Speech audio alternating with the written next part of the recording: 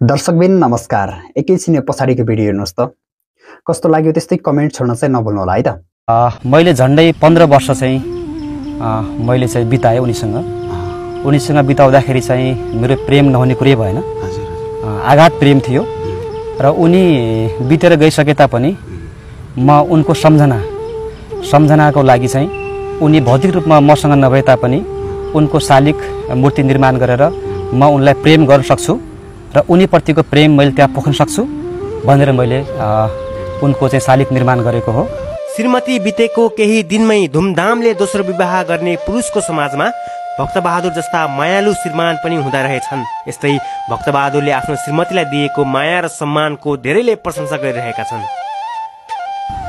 खासमा चाहिँ मैले उनको सम्झनाको लागि त्यो निर्माण गरेको, जसरी इन्डियाको ताजमहल त्यो पनि राजाले रानीको सम्झनामा निर्माण गर्नुभएको थियो। त्यसैगरी नेपालको चाहिँ रानीमहल पनि आफ्नो श्रीमतीको चाहिँ सम्झनामा निर्माण भएको थियो। त्यसैगरी मैले पनि आफ्नो बलबुताले भ्याएसम्म, क्षमताले भ्याएसम्म मैले मेरो श्रीमतीज्यूको शालिक निर्माण गरेँ र खास गरेर मेरो त्यो प्रेम पोख्ने थलोको रूपमा मैले लिन्छु। यस्ता विगतका थुप्रै उदाहरणहरू तपाईको मानसपटलमा खेलिराखेको र दृष्टै तपाईँको श्रीमतीको तस्बिरलाई अब एउटा घरकै आफ्नै बेडरुमको छेउमा शालिक बनाएर यसरी राखिरहँदा दैनिक रूपमा जसरी जीवित रहँदा गरिने माया पोख्नुहुन्थ्यो त्यसै गरी अहिले पनि दैनिक पोख्नुहुन्छ शालिकमा। हजुर, मैले अधिकांश मैले भ्याएसम्म साँझपख दियो बाल्ने गर्छु उनको अगाडि। त्यसपछि मैले चाहिँ उनलाई चुम्बन गर्छु। मैले यो चाहिँ गोप्य तरिकाले सुटुक्क गर्थेँ। मैले एकदम मलाई छुट्टै खालको फिल आयो र मैले चाहिँ पब्लिक गर्नुपर्छ, मेरो प्रेम चाहिँ पब्लिक गर्नुपर्छ भनेर मैले चाहिँ पब्लिक गर्नको लागि अघि हजुरले भने जस्तै सागर बरु सुकेर गइजाला भन्ने मैले भिडियोमा त्यो खालको चाहिँ भिडियो बनाएको। खास गरी तपाईँहरूको बिहे चाहिँ कसरी भएको सर? प्रेम बिहे हो कि मागी बिहे कसरी भएको थियो? ठ्याक्कै प्रेम बिहे त होइन, हाम्रो प्रेम र मागी विवाहको मिक्स नै हो। जस्तो हामी सँगैसँगै एउटै घरमा भाडामा बस्थ्यौँ। उनी र म बिचमा चाहिँ चिनजान बोलचाल देखभेट भइरहेको थियो।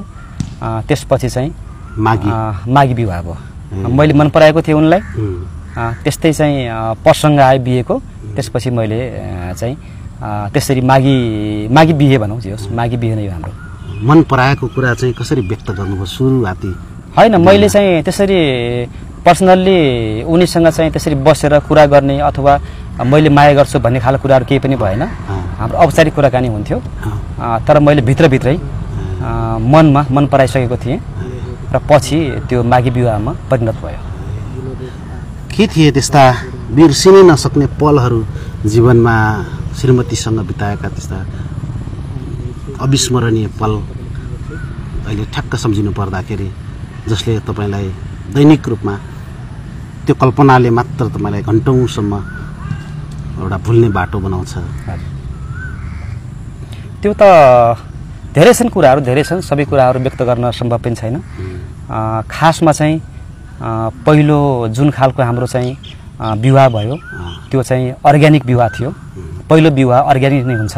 र जस्तो हामीले सानो एजमा बिहे गरेको थियौँ। मेरो चाहिँ 24 वर्ष उमेर थियो र उनको 20 वर्ष उमेर थियो र हामीले चाहिँ त्यसरी सानो एजबाट स्टार्ट गरेर जुन अभाव, जुन गरिबी, जुन समस्याको बेला हाम्रो चाहिँ सम्बन्ध गाँसिएको थियो, त्यसपछि बिस्तारै बिस्तारै सफलता हासिल गर्ने क्रम सँगसँगै हाम्रो आर्थिक अवस्था पनि उठ्दै गयो र त्यसपछि सबै कुरा प्राप्त भइसकेपछि, मोटामोटी चाहिँ मध्यम वर्गले प्राप्त गर्ने कुराहरू प्राप्त गरिसकेपछि अब हामीले चाहिँ मेरो सङ्घर्षको दिनहरू गए र अब हामी खुसी हुनुपर्छ, सुखको दिनहरू आए भनेर सोच्ने बेलामा उनको दुःखद देहान्त भयो।